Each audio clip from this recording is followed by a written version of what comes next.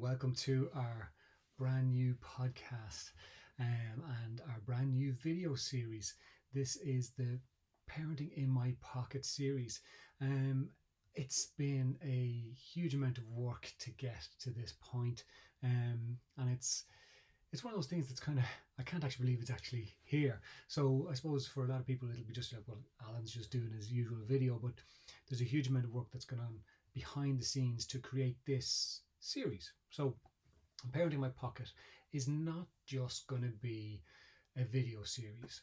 What we're going to be doing is every week we're going to have our video Q&As, but we're also going to have a expanded podcast that we're going to be bringing out in the next few weeks, where we answer questions, but we also have maybe some theoretic ideas or some different parenting techniques that we can try and expand on, just to give you guys that extra little bit of, I suppose, information that maybe you can use to tweak things at home. Because like we've said many times in the past, sometimes it is only the tweaks that we need to make life at home that little bit easier for all of us, because none of us are perfect. None of us get it right all the time. It's just one of those things.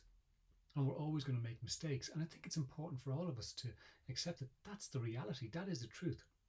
And it's okay for our children to see us make mistakes and for us to hold up our hands sometimes and say, yeah, I messed up there. I didn't mean to, or I shouldn't have said what I said. That's okay, because what you're doing is you're teaching your children about respect, that they deserve respect. So this series, right, we've got our video, right, which is kicking off today. We have our podcast, which will be kicking off in the next few weeks. We are also going to be bringing out our brand new book series. And this is something that has been in the pipeline for, I'm going to say, about 5 years. Been working on this. And yeah, I'm very slow. very slow. But look, it is what it is. And lockdown and COVID did actually give me a bit of space to get the book series, well, the first part of it kicked off. So book one will be coming out later in the autumn, which I'm really excited to bring out. Again, it's going to be very practical tips. It's going to be very practical information that you guys can take away and actually make work at home. Then book two is almost done as well, so that's going to be coming out in early 2021. So I think what we're doing is we're just trying to keep things rolling at a realistic pace. And, you know, it's one of those things where I might, well, we'll see. I might not have it all out in one go. It'll be what it'll be. And then I was going to say the biggest piece of work, but not really the biggest piece of work. But one of the biggest elements has been the plan to bring all of our courses online, so that you guys can just download them and do them in your own time. And it's going to be very different to anything we've done before. Again, a lot of work has gone in to get it to the point where we're pretty close to having it up and running. And I would be hopeful that definitely within the next 6 to 8 weeks, that's going to go live. So really excited about that. I do want to say thank you. Firstly, thank you guys for your patience. For those of you who tune in regularly and giving us the summer off, I really appreciate that. But I also want to say thank you to the people who have supported the Patreon page as well, patreon.com/O'Donoghue podcasts. Having that support has meant a lot in terms of giving us the flexibility to bring all this stuff to you, to allow us to collate all the information that we needed to collate, to be able to push it out in a reasonable, realistic, easy to follow way of working. So thank you so much. The Patreon page changes all the time. It fluctuates. So the membership goes up and the membership goes down. That's absolutely fine. But for those of you who have stuck with it, and those of you who've had to stop it, I completely appreciate every single bit of support that you guys have given. If you are in a position to maybe give €1 or €2 a month, it does make a difference. The euros do add up. So some people can get embarrassed or concerned that they're only giving €1. That does make a difference. Genuinely, it does make a difference. So if you can, please do continue to support it, and it will help us to, I suppose, what's the word I'm looking for? quicken the pace of the work that we can start to push out. It would be remiss of me to not have my cup of coffee and to say, Jurgen Klopp, thank you very much for bringing Liverpool the league title after 30 years. I was talking to my daughter recently about it, and she's a big Liverpool fan, and I was just saying that the last time Liverpool won the league, I was pretty much the same age as her, and she was like, yeah, and you're old, Dad. And I was like, I know, it's been a long time coming, so thank you, Jurgen, for that. So we're going to keep rolling things out. As I say, it's going to be done on a kind of scheduled basis. So if you can share the content that we're creating, great. If you can give us a like, if you can tell your friends, fantastic. Let's try and build this community. I really want to make this a space where parents can talk with each other, bounce ideas off. Like I've said it many, many times, I've never come away from a parenting program not learning something new that I can use within my own parenting. So all of you guys will have tons of different ideas, tons of suggestions, tons of things that can work. That I don't know. And maybe the other members of our community will benefit from, or will be able to go, do you know what, my child is just like that. I might give it a go, and it might work, which would be fantastic. So we can share our ideas. So yeah, it's a very exciting time. I'm so happy to be at this point on a personal level. It's been a hell of a journey, and at times a labour of love, but it's been absolutely worth every single minute. And hopefully you guys will find it useful. That's the most important thing. But anyway, that's the introduction of Parenting in My Pocket.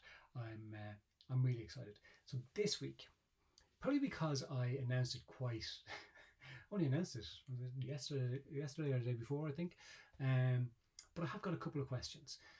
The other part of it, if you have questions that you want answered, fire them over to me. Send me a message on any of the platforms that we use. Send me an email to alan@helpmetoparent.ie. That's the number 2, alan@helpme2parent.ie. And I will pull all your questions together and we'll answer them week by week by week. And as I say, your question might help somebody else who's listening or watching. So let's crack into the 2 questions that we have today. First one. With the new restrictions put in place by the government last night in relation to no spectators at sporting events, my 10-year-old son, before I carry on, I'll give a bit of context for those of you who aren't based in Ireland. So the Irish government brought out late last night a directive that there are to be no supporters at any sporting events at all, and that includes parents at their children's sports games.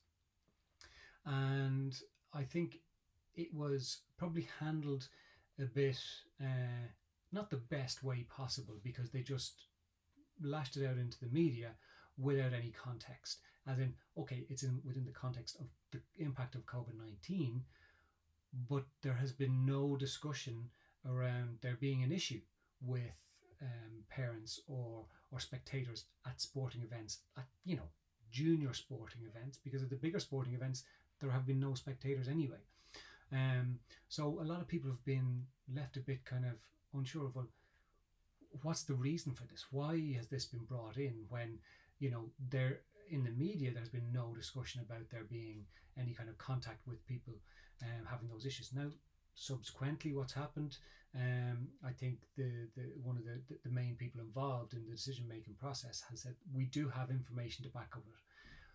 But sometimes, and especially since the change of government in Ireland, what was happening before is we would get the information, have the context, and then what the decision was, so we could understand it and we could make sense of it. What's been happening now is decisions are coming out of context, and I think people are kind of going, hold on, where is this coming from? So it's kind of destabilizing things a bit. And some people are saying, well, how is it possible that I can't go and socially distance and watch my child play an under-10s football match, and yet next week they're going to go sit in a room of 20 odd people? And I can completely understand people's concern and people's, I suppose, wonder at, well, where has this come from? So, you know, any government officials out there watching this, please do think about putting the context into announcements so that people understand. People can make sense of it. It does help. Okay, so back to the question.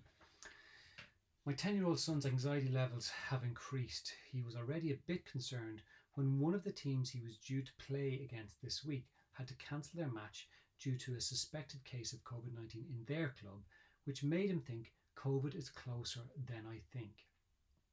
He's struggling to sleep and is now talking about how safe will it be to go back to school. Have you any advice on how to help him stay calm and reassure him? And, over the years, I've dealt with, I suppose, anxiety levels and helping and supporting children to manage their anxiety levels.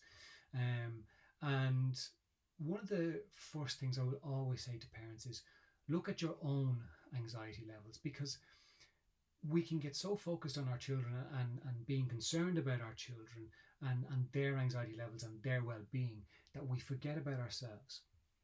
And that's a normal, natural thing for a parent to do. Completely makes sense.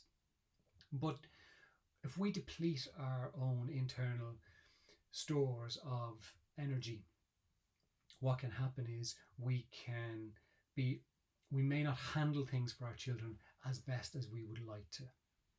So look at yourself. Like if you're at home and you have both parents working, for example, if there's two parents in the home, and you're going, our children have to go back to school because we have no childcare, we have no options, we both work, so they need to go back to school. And now there's all this talk of restrictions coming back in, and restrictions coming back in, and restrictions coming back in related to children. That can be quite destabilizing for you, and you can kind of be going, oh, Jesus, like what do we do? You may be worried about your job, you may be worried about money, you may be worried about everything else. So look at yourself. Are you managing your own anxiety levels or your own worry as best as possible? And are there constant conversations, or is the radio on a lot where your son is just picking up on bits and pieces about concerns? I know even my own kids, they're actually listening to the radio, they're listening to the news, which is a bit of a rarity. They would never really do it, but they're curious about the numbers now, because they're starting to sneak back up. So it's something that we can all be aware of and start to go, okay, well, how am I feeling about all of this, right? And once you start to do that, whether that's just talking to your partner, talking to friends, family about how you're feeling, getting it out is a really positive way of you managing your mental health through this process. And it's okay to say, I need to talk to somebody. And if you do need to go and speak with a professional, go and do it. It is absolutely the best thing to do for you, and by definition better for everybody else in your family home. So look at yourself and look at, okay, am I managing this? Then what you can do is you can sit down with your child. So he's 10 years of age, so he's not going to be easily necessarily fobbed off and go, everything's fine, everything's grand, don't worry about it. He's going to worry about it. He is worrying about it. He's telling you that he's worrying about it. So it's all right to acknowledge it. And as human beings, what we all need is acknowledgement. And for some people that's going to come in different ways, but all of us need to know that what we're saying is being heard, or what we're doing is being seen, so that the people around us actually see us and actually hear what we're trying to say. So our natural reaction, and certainly my natural reaction, is to go, don't worry about it, everything's going to be fine, because it probably is. But that doesn't necessarily mean that your child is just going to go, thanks very much. Just because you said don't worry about it, I'm not going to worry about it anymore. The worry comes from the emotion and the logic. We're working off the logic. Don't worry about it because things are going to be okay. Now, that doesn't mean that you don't reassure them that everything is going to be okay, because It is going to be okay at some point. Whether we get used to a new normal or whether there's a vaccine and things improve and we can get back to the way things were, things are going to get better. This is not always going to be the case. It may take longer than we hope, but it is going to get better. So reassure them that, do you know what? I completely hear what you're saying.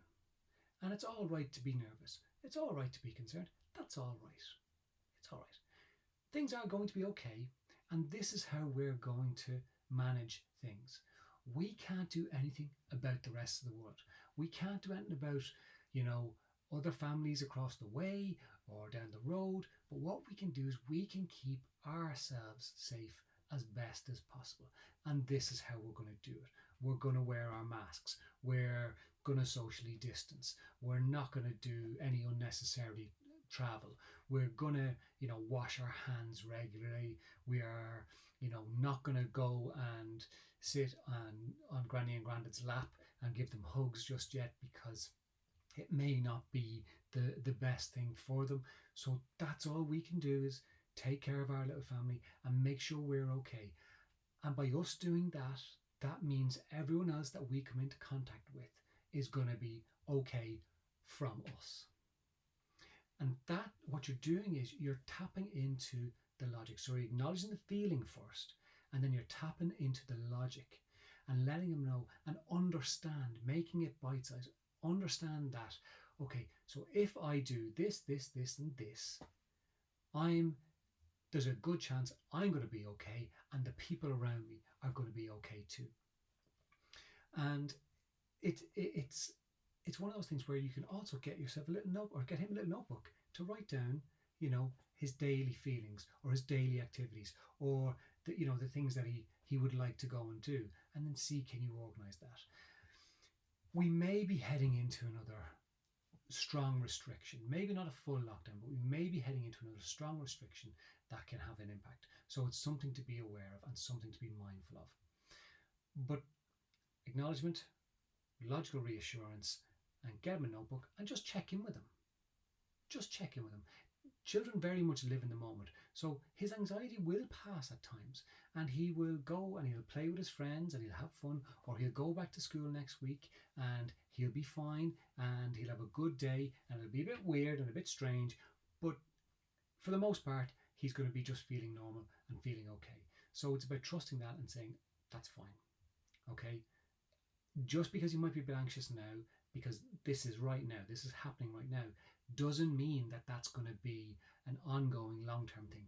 And if it is turning up to be that way, maybe it's okay for you to go and get him some professional help. I work with tons of children all over the country in helping them manage their anxiety, and it's somebody outside of the family home, because sometimes kids want to take care of mum and dad by not telling them about the worries that they have. So if you do see that the anxiety is getting more than he can manage, it's absolutely okay for you to go contact me, or contact somebody else, contact a counselor, a therapist, or a coach somewhere else, whatever the case may be. But it is doing the best that you can, and this is going to build his resilience. Ultimately, he's going to know that he can come through hardships. And this is a hardship for some of us. It's not the biggest hardship in the world, but it is a hardship for people. And as a child, this can be the biggest hardship that he's ever going to experience. But he's going to know that he can get through this and be okay, and he can manage himself.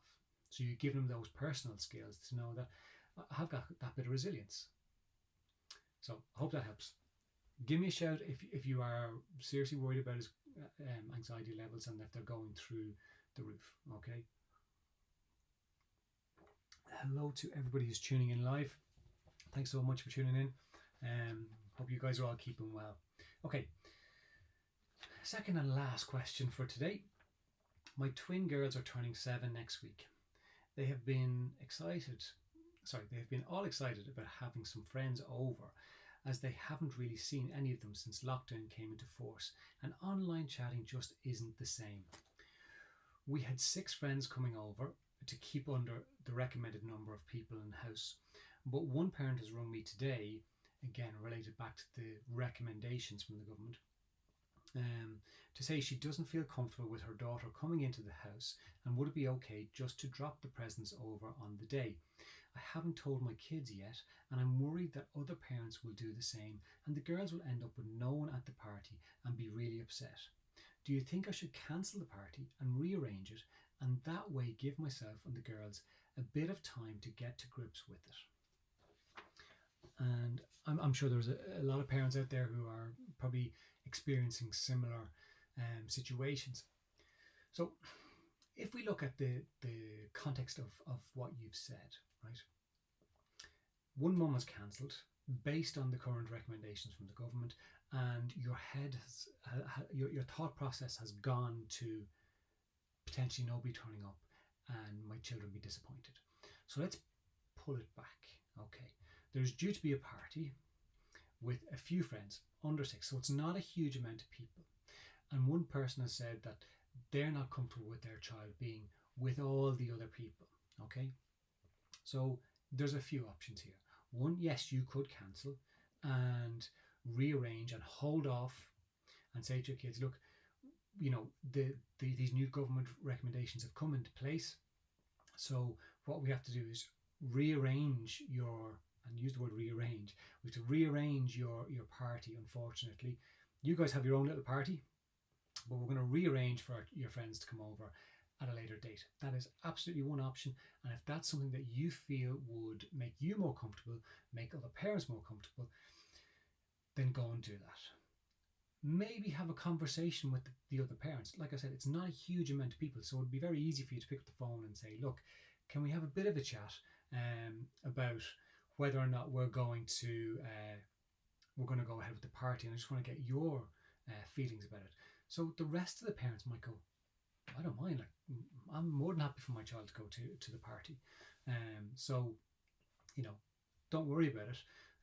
That's fine. You might get other parents going, yeah, do you know, I was actually thinking of giving you a ring and I wasn't quite sure what to do. So I'm glad you phoned. I think really, you know, right now I'd like to just not do it. The other option is, can you split it up so the numbers are smaller? It's not ideal. You're probably sitting there going, Alan, are you bananas? Have 2 separate parties on the one day? And yes, I'm sure all the kids want to be together in one. But if you don't want to cancel, and if there are some parents who are unsure about sending their children because there's going to be a number of kids, maybe have the conversation with the parents around, well, look, if we split it and did, you know, an hour and a half and an hour and a half, would you be more comfortable with your kids coming then? Then you can start to see if it is viable and a goer, and at least that way your kids are getting to see their friends on the day that they were due to see them and have their party. May not be ideal. It may not even suit you. You might have been saying, Alan, the whole thing was going to take an hour and a half, and then I was going to have them done, and good luck and cheerio. And that's fine too. But what I'd say to you is, your kids will be okay. They'll be disappointed. It's all right for them to be disappointed, but they will ultimately be okay, and they'll actually, in 10 years, in 15 years, they will be turning around and going, do you remember our 7th birthday and we had to bloody cancel the party for 4 months because of that bloody COVID? It'll be a story that will, you know, that they'll be telling their friends about when they're much older. So I wouldn't worry too much about the impact. Yes, you're going to have to put up with kids who are crying right now. Maybe that's okay. And maybe you just do something special with just you and the family and the girls, and see how that goes. I'm sure, like, your girls are turning 7. You could sit them down and say, look, the government have said we can't have the party right now, or whatever way you want to put it. They may not be able to comprehend that or fully get their heads around it.